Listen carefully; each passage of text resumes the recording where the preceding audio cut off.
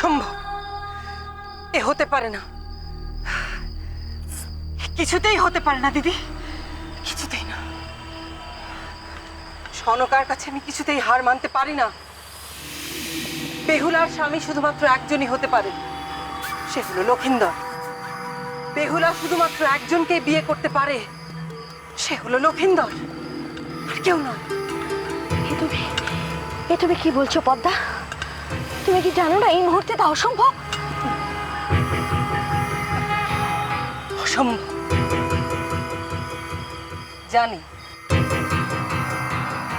এই মুহূর্তে বেহুলার সঙ্গে লক্ষিন্দরের বিবাহ হওয়া অসম্ভব, কিন্তু বেহুলার অন্যত্র বিয়ে হয়ে যাওয়া তা আটকানো তো অসম্ভব নয়। এ কথা তুমি কি বলছো মনুষা? বরপক্ষ বেহুলাকে কখনোই অপছন্দ করবে না, সুতরাং এই বিবাহ তুমি কি করে আটকাবে? এই তো, এইবার ঠিক পথে এগোচ্ছে তোমার চিন্তা। বরপক্ষ বেহুলাকে পছন্দ করলেই বিবাহ, তবে এমন কিছুই করতে হবে যাতে বরপক্ষের বেহুলাকে অপছন্দ হয়। হ্যাঁ, ঠিক এমন কিছুই করতে হবে দিদি। তাতে যদি আমাদের বেহুলা কলঙ্কিত হয়, তাই হোক। কলঙ্কিত? কি করতে চলেছো তুমি পদ্মা?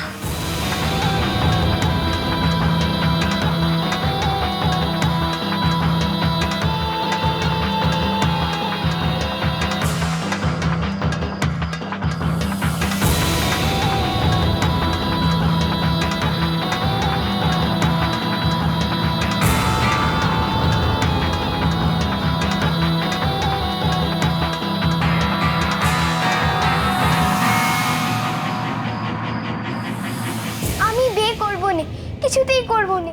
ঠাকুর, একটু আমার বাবাকে বোঝাও।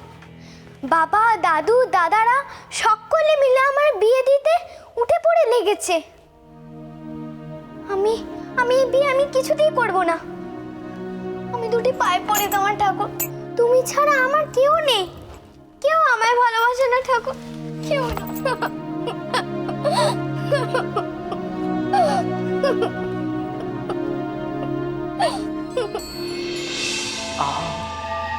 আমি উষা, অনিরুদ্ধ।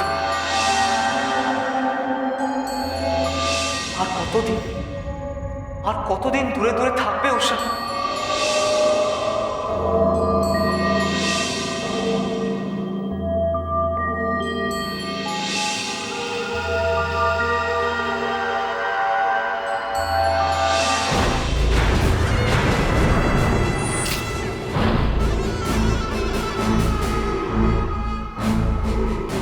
মাথার মধ্যে এমন কেন হচ্ছে ঠাকুর? সব আমি গুলিয়ে ফেলছি কেন? কিছুই যে বুঝতে পারছি না, কোনো প্রশ্নের উত্তর পাচ্ছি না। আমাকে যে জানতেই হবে, সব প্রশ্নের উত্তর পেতেই হবে। যদি আমার বিয়ে হয়ে যায়, জানি না কত দূরে, কোথায় ওরা আমি কোথায় পাঠিয়ে দেবে, আর কোনোদিন নদীর পাড়ে যাওয়া হবে না।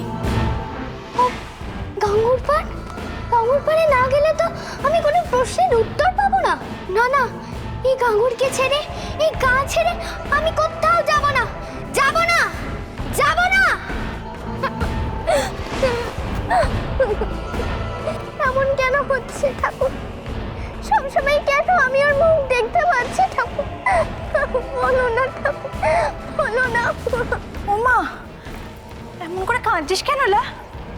এই বেহুলা,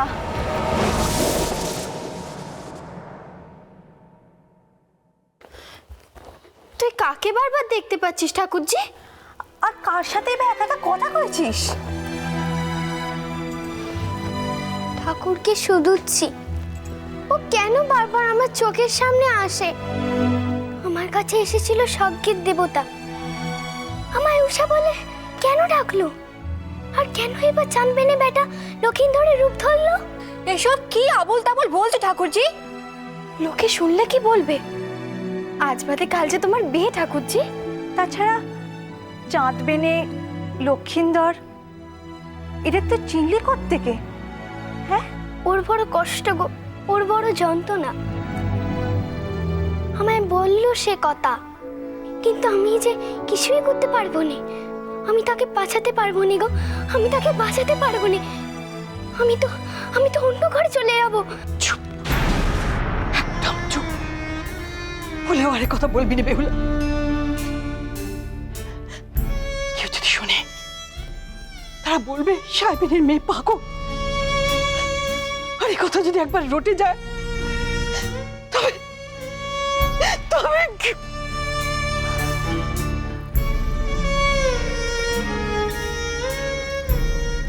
কেন তুই এমন করিস বেহুলা? কেন বারবার সব সময় তুই এমন করে আমাদের আতান্তরে ফেরিস? আমাদের কথা নয় বাদই দিলি, বাবা মা ঠাকুমা ঠাকুরদা তাদের কষ্ট দিতে, তাদের চোখে জল জড়াতে তোর একটুও বাধে নিল?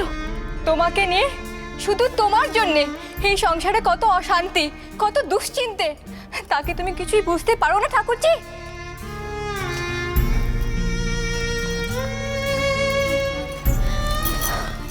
আমার মাথায় হাত রেখে প্রতিজ্ঞা কর বেহুলা, এই সংসারে তুই আর কাউকে কষ্ট দিবি না, কারোর চোখে জল ঝরাবি না।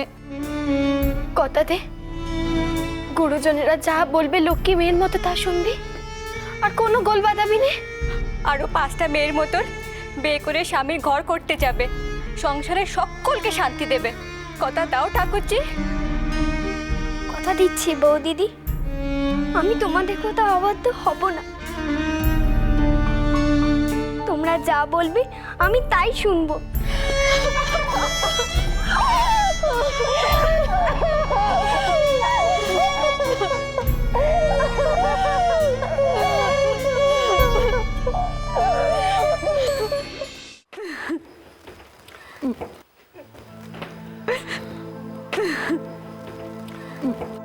আর এ কি করছো গিন্নি? এখন কি কাঁদা কাটার সময়? মাথা ঠান্ডা করে ভেবে চিনতে সমস্যার সমাধান করতে হবে নাকি? সমাধান তো হয়েই গেছে বাবা, আর তো কোনো উপায় দেখছি না। বেহুলার যত কষ্টই হোক, বুকের ওপর পাথর চাপা দিয়ে আমাদের কর্তব্য আমাদের করতেই হবে। মা, তুমি কিন্তু মিছিমিছি চোখের জল ফেলছো। সে যে সংসারের কিচ্ছু বোঝে না স্যার, এই অবুঝ মেয়েটাকে তোমরা। এ তুমি কি বলছো মা?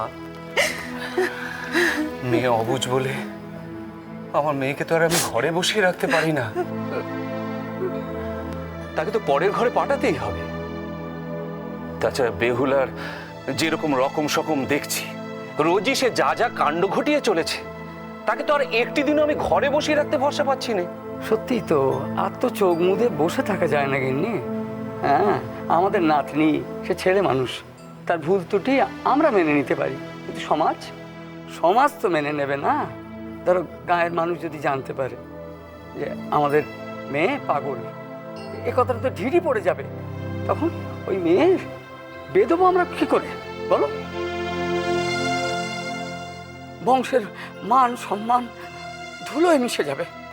সে তো বেদিলেও ধুলোয় মিশতে পারে, সে কথা ভেবে দেখছো নে? মেয়ে যদি সাব্যস্ত না হয়, তার যদি জ্ঞান গম্যে না হয়, তাহলে তাকে পরের ঘরে পাঠিয়ে নিশ্চিন্তে থাকতে পারবে। আর মেয়ের গতি প্রকৃতি তো তোমরা সব জানো। মেয়ে যদি এমন সব স্বপ্ন দেখে, এই স্বপ্নের মধ্যে যদি সব নেচে বেড়ায়, তখন কি ওই শ্বশুরকুলের লোক তাকে ছেড়ে দেবে? হ্যাঁ, তারা পাগল বলে ফিরিয়ে দিয়ে যাবে না? তখন কোথায় থাকবে বংশের সম্মান? আমি সব বুঝতে পারছি মা, কিন্তু পরে কি ঘটবে সেই ভয়ে তো হাত পা গুটিয়ে বসে থাকতে পারিনি।